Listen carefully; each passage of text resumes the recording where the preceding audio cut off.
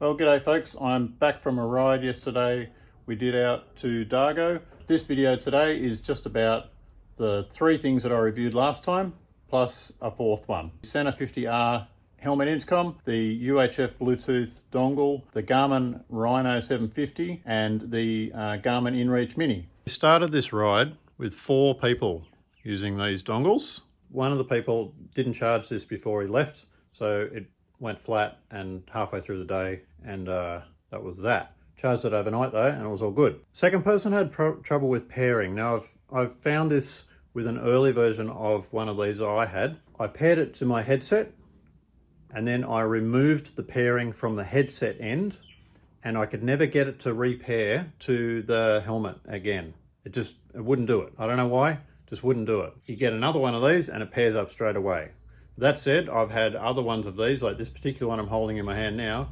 I've unpaired this and repaired it a couple of times to my helmet.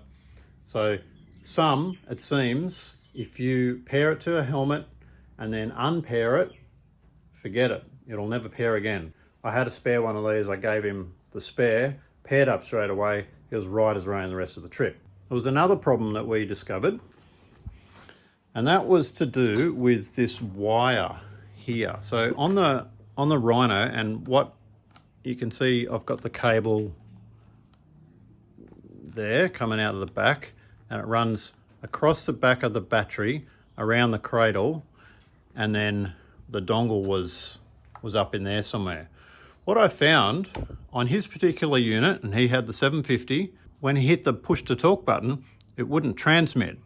And all I did was move this wire from running back to just out the other side. Just worked perfectly. Then it transmitted. When the wire was across the battery, it wouldn't transmit, and when it was not across the battery, it worked fine. No idea, but that's just something we found, and it might be helpful for some people. I used mine for 2 days, 18 hours total. Just, normal UHF use with this. I charged it when I got home. These have a 400 milliamp hour battery in them. It took 228 milliamps, so it's a bit over half for 2 days. So you'd easily get 3 days out of it, no problem. 4th would be pushing it, but yeah, good to know. The last thing was we got pelted down with rain for about an hour on the freeway coming home. It was all plugged in, it all just sitting out here in the rain, and no problem. Like, no water got in, nothing shorted out or anything. So again, it's probably not waterproof, but water resistant, seemed to work fine. Now over to the Sena 50R. Waterproofness was fine. It went through the rain, kept working, no dramas with that.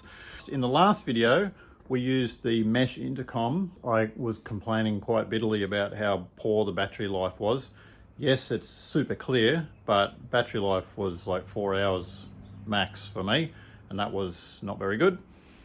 This ride, I decided I would just not use the mesh. I would use the normal Bluetooth intercom. After the first day, it just bugged me no end, because we're on a pink line. We're doing a pink line ride, following a line, so we were spread out.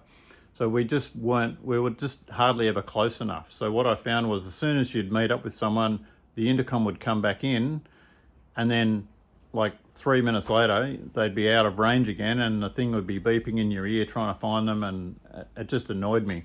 So what I ended up doing was turning off the intercom completely and just used UHF radio. 7 of us with UHF radios, 4 using the Bluetooth dongles. It was crystal clear, and it was just great through the Sena. So that's what I used. And I used that all day on the second day. I charged that unit at the end of the second day. It took 360 milliamps, and it's a 1000 milliamp battery. So it was a bit over 1/3 used after 9 hours just using UHF. So I didn't have music playing. So that's pretty good. That's a couple of days usage without charging if you're just going to use UHF. Now back to the Rhino. This one, I use the little spine mount clip there, which you can see. There's a little bit of wobble in it. It was like that when I put it on, but the thing was solid as, like it never moved. There was never any issue of it coming out. I did dumped the bike at one point. Oh,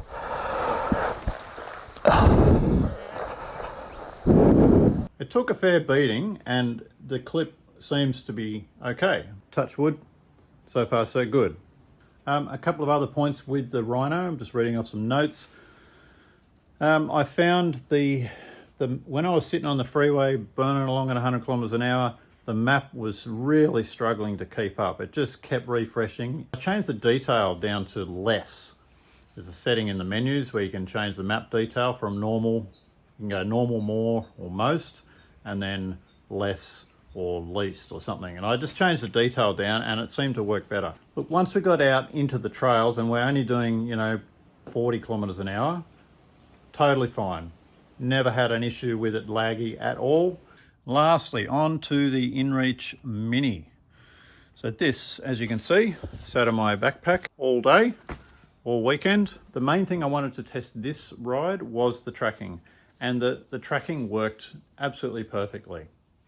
So as you can see on this map here, when I click on me, the K, my line is the blue line.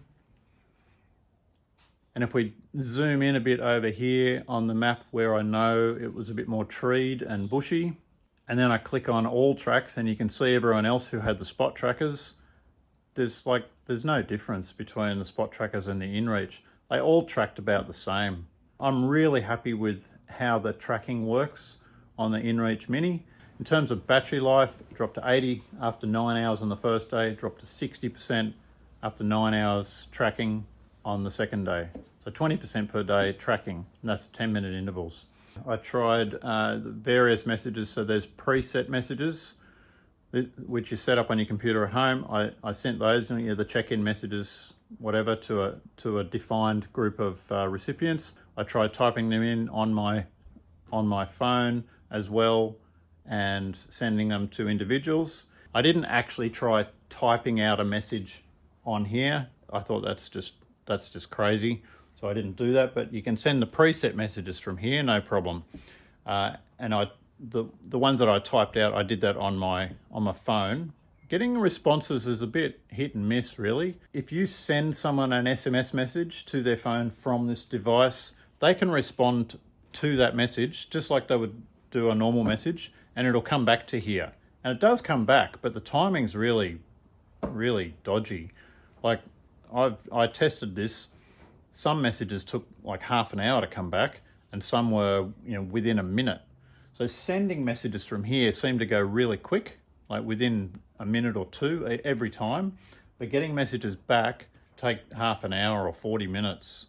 I had some that were hours actually. So I'm not really sure what's going on there, but it can do it. You can get a message sent to this. The only thing I haven't tried though is inReach to inReach. Hopefully be testing that in the coming weeks. So they're the 4 things that I wanted to go over. As I use this stuff and find out things, I'll endeavour to let you know what I find out. Stay tuned to this channel for the ride video, which will be coming up. Till then, stay well, ride well. See you in the next video. Bye.